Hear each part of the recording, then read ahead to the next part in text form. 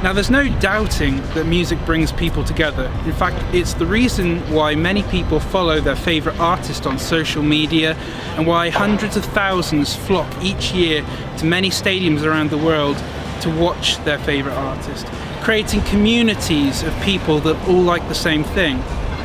But what's happening behind the scenes with music artists of today? Looking at the past 3 years, we've seen a surge in artist suicides.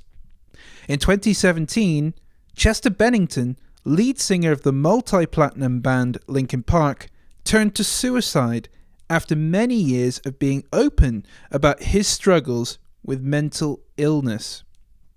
Also that same year, we saw Chris Cornell, lead singer of the band Soundgarden, take his own life. In 2018, we lost Jill Janis of the band Huntress to suicide due to her lifelong struggles with mental and physical illness. And recently, on March 4th, the world discovered that Keith Flint, lead singer of The Prodigy, had sadly taken his own life. So with the pattern of mental illness being mentioned alongside many of these suicides, I wanted to find out if mental illness and suicide were a greater risk to musicians. Now, a government study that was released last year found that since 1999, suicide rates have gone up by 30% in more than half of US states. And nationwide, that's at around 25%. So what does this mean for musicians? In 2017, a study was released that took around 5 years to complete. This went from 2011 to 2015. It looked at the types of people that were more likely to take their own lives. Interestingly, the study found that the risk of suicide was elevated for those in culture, media, and sport occupations. For males, 20% higher than male average, and females, 69% higher. And it was shown that the risk was highest amongst those working in artistic, literary, and media occupations. So this means people working in the arts are up to 4 times more likely to turn to suicide, according to the study. So, this begs the question, why is this the case? Looking back at the study by the Office of National Statistics, one of the reasons they claim is low pay, which makes sense, as with the last decade we have seen physical CD sales decline and music streaming services rise to the top form of music consumption. And with the current rates that these streaming services pay artists, many musicians end up suffering financially. After further research, I came across a study conducted by Diana T. Kenny, a professor of psychology and music at the University of Sydney. The study looked at the life expectancy and cause of death in popular musicians. In this study, Kenny claims that many different music genres hold a big factor in a musician's life expectancy, and that the popular music industry is more strongly associated with risk-taking and substance abuse. So now I wanted to find out more about mental health and how we can help each other and possibly prevent more suicides. Today I'm in Bristol to visit BIMM, the British and Irish Modern Music Institute, and have come to their Passage Street building, also home of Heart Radio, to speak to their student support team. My name is Owen Chambers. I'm the student support officer in Bristol for the songwriting course and the events management course. So that's if students have any issues that are to do with health, mental health particularly, finance, just general support, with their first port of call where they can just have someone to speak to really. Do you feel that mental health is being talked about enough right now in music? No, not really. There's a lot of great examples of musicians who have produced great works of art centered around their mental health, but perhaps mental health specifically and how it affects people is something different. I feel that especially a lot of the issues come from how it's reported and how mental health is represented can feed into the myth of like the creative genius and things like depression and anxiety. Even suicide can be something that are unintentionally glamorized. Do you think that most celebrities and popular artists all having a strong following on social media, that musicians are more competitive for online social status?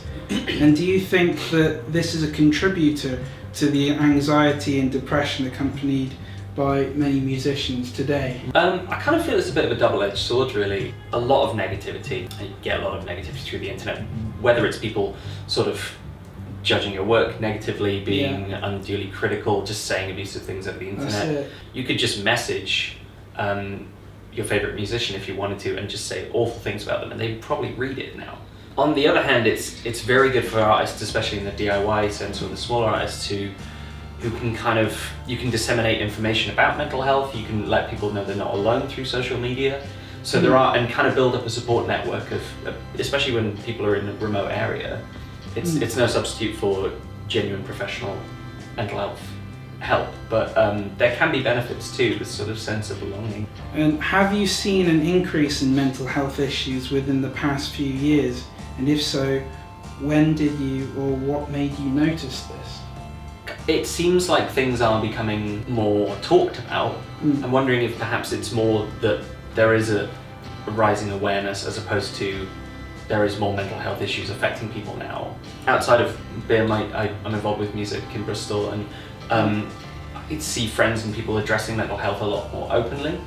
It's not all a bad thing. It's someone having the courage to be honest about what they're going through, and honest in a real way, as opposed to, I talked a bit earlier about, you have, say, like an album made by a musician who took their own life. Like we have a photo of Kurt Cobain on the wall, is a great example. Oh yes. That's almost like his sort of descent in battle with depression and substance abuse. It's kind of glamorized, it's part of his image.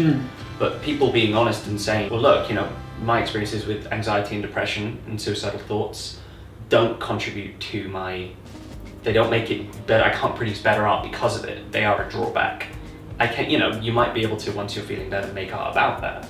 But once people I've seen that sort of honest depiction of particularly depression, I think that has hopefully given people the strength to be open about themselves, because it could be, maybe the point I'm trying to make is it could be awareness as opposed to a rise in the actual issues.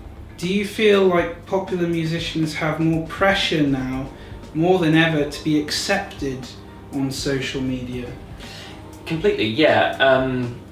I mean, this is again interesting because social media is so new. There's so much written about it, but we don't know the long-term effects of things. But there seems to be almost this pressure to come up with your own style of brand online. How much you disclose about yourself is a big gamble. Whether people can end up with their mental health woven. People can find ways to attack others through their insecurities. Exactly, and it could be that you choose to weave mental health into your personal brand, as it were, or you can choose to keep it private. It's difficult how much to disclose, how much people want to disclose, and I think there's a big pressure to make a cohesive image of your own art. How much do you enclose? Are you just an artist with, who suffers from or experiences depression and anxiety, and is that part of your identity, or are you just an artist who has issues with mental health? I also feel like there's a big lack of a support network, like a real support network in Britain for musicians with mental health, and pressures such as irregular working hours, either money always being an issue unless you're very successful, issues with sleep, just things that can compound mental health anyway. It's one of the only industries where you can acceptably be paid in alcohol.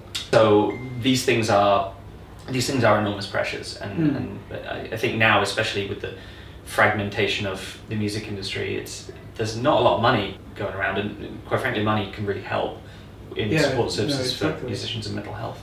Where would be the best place to find out about mental health? NHS is a good place to start. The issue with a lot of this is government cuts to mental health services have made it very difficult to find a lot of organised services, and those services are going to vary massively depending on what part of the country you live in. We're very lucky in Bristol to have charities like Off the Record. If you are a student at a university, you have student support officers, but for example, BIMM, we're very lucky we can get a lot of contact time. We can usually see a student on the same day if they're experiencing mental health issues, but I know this is because we are a small university. Other larger universities, you could be waiting up to a month to see someone. So my name is Lucy Hather. I am Head of Student Services at BIMM in Bristol. I'm also a Samaritans listening volunteer, and I'm also a director at Bristol Samaritans. Do you feel mental health is being talked about enough right now in music? I think that it's certainly improved. With the rise in social media and famous people, musicians included, using social media, there's a lot of high profile discussion about mental health. Although I would say that specifically within music, it's not necessarily being talked about as much as I think it could be. Do you think by knowing that there are many, many other musicians out there dealing with mental health problems, that there will be more people that feel comfortable talking about it and reaching out for help?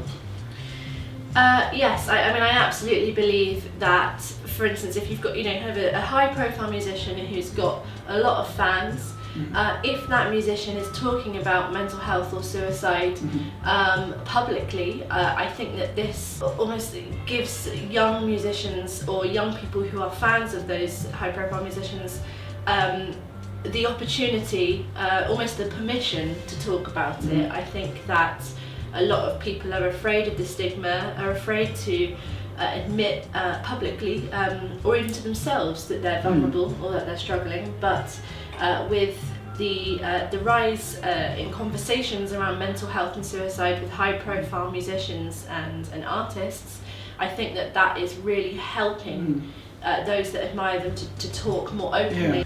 Do you think with most celebrities and popular artists all having a strong following on social media, that musicians are more competitive for online social status? I think generally speaking, people's presence on social media definitely adds to mental health problems.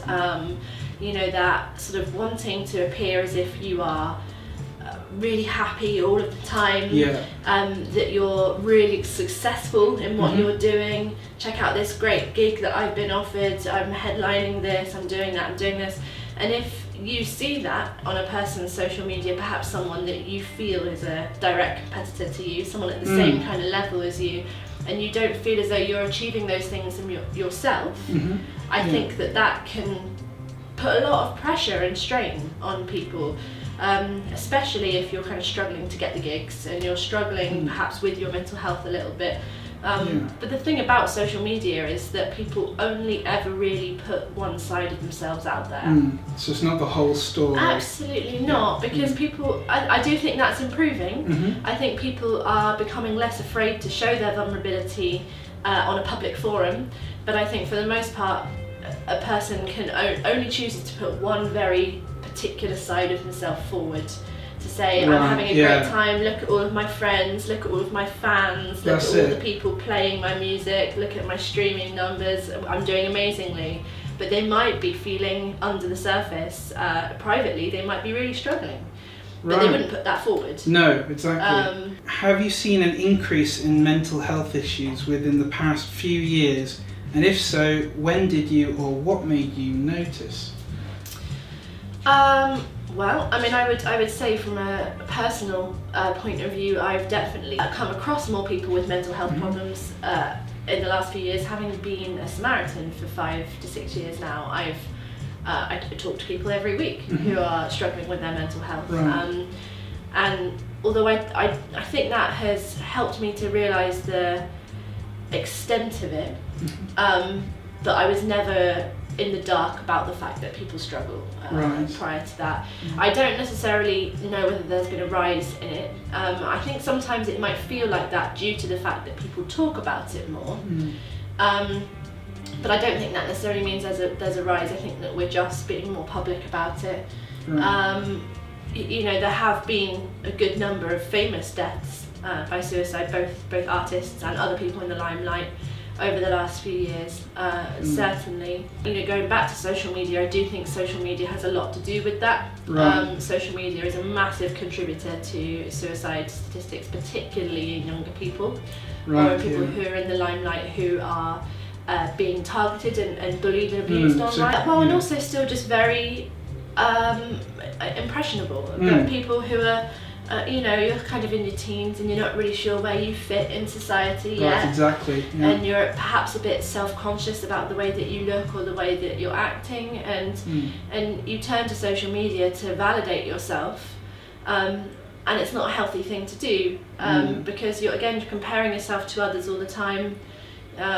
You know, and I think that that's a really dangerous thing to do, Yeah. especially given those comparisons are often false. They're not a real representation of how the popular girl in school is actually feeling Yes, under the no, surface, exactly. you know.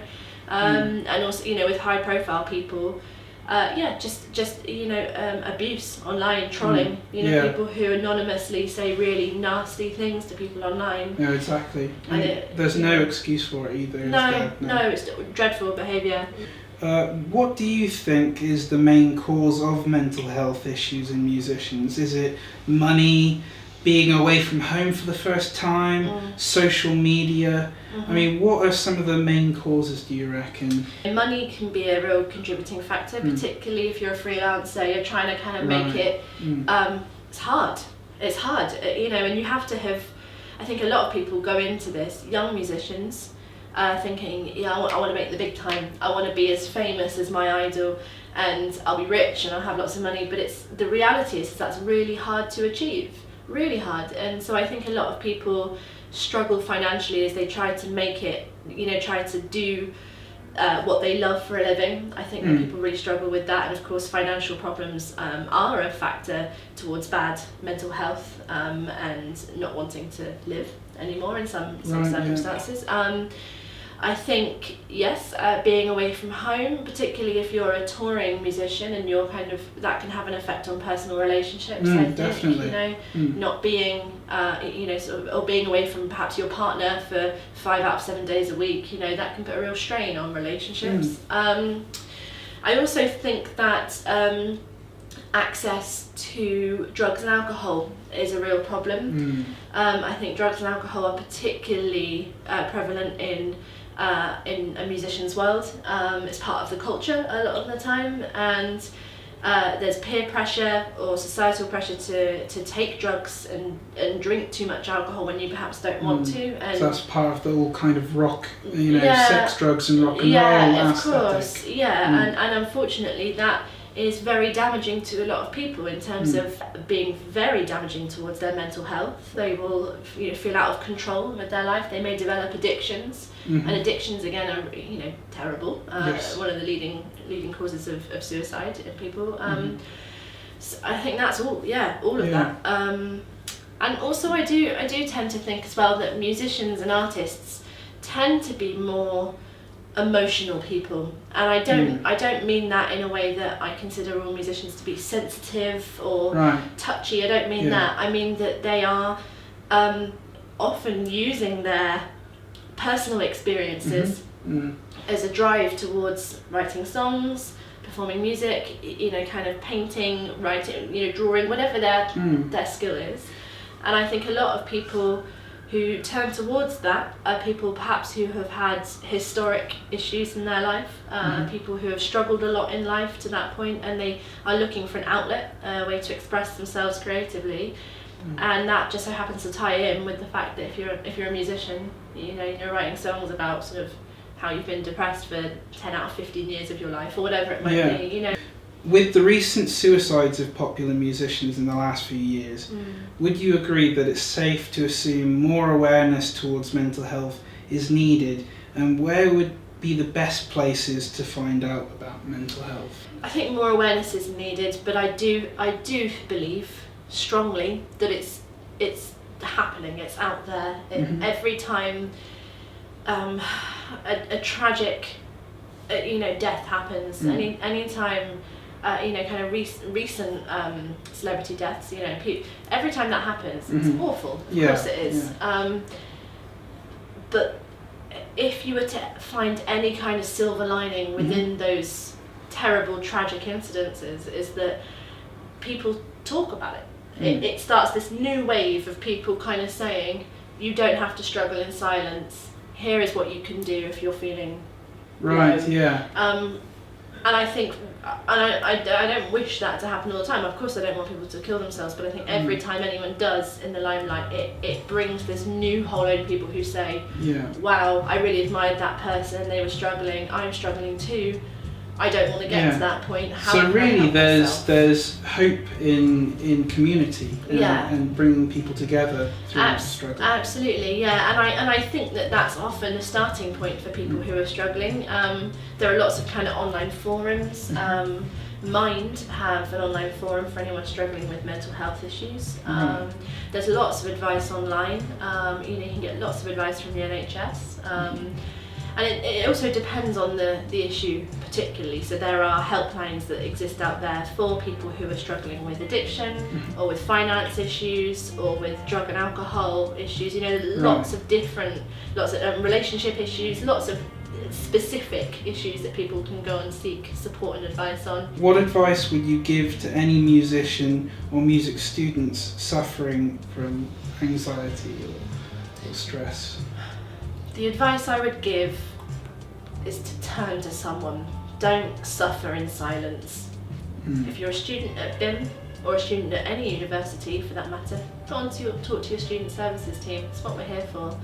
If you're struggling, in your own personal life and you're not a student, have a think about those around you who you really trust, who you can confide in. Have a look online at support services. Go to your GP if you want some help. Consider talking therapies or counselling. Or do things that help to keep you well. Whether that's kind of writing or exercise or kind of being outdoors, getting fresh air, whatever it is that might help. But I think that if you don't do something to help yourself, it can be a downward spiral and it can get worse and worse. And I firmly believe that kind of admitting that perhaps something needs to change and talking to someone that you trust is the first step. Right. Where can people go if they need help or to talk to someone?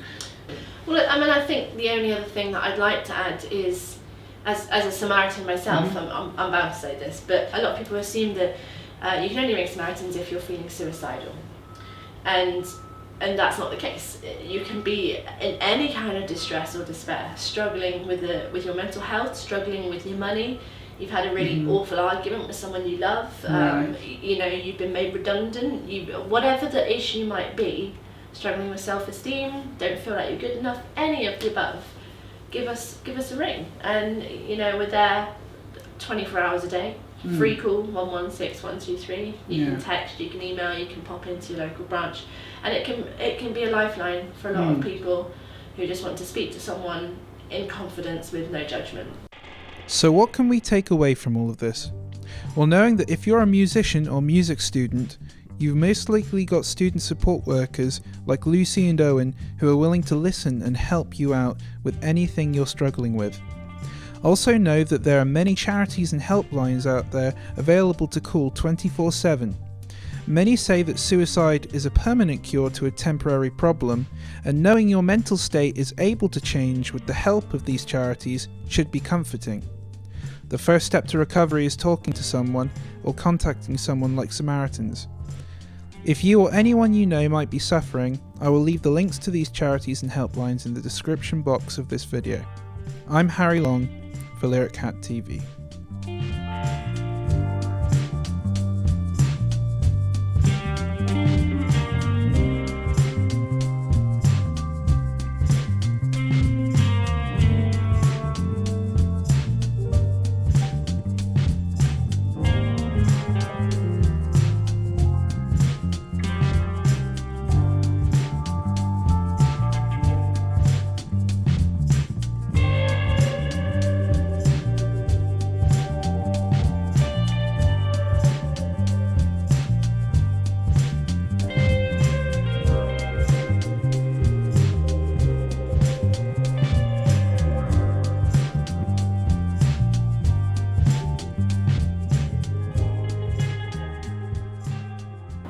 I hope you enjoyed this video, everyone, and I hope you found it informative.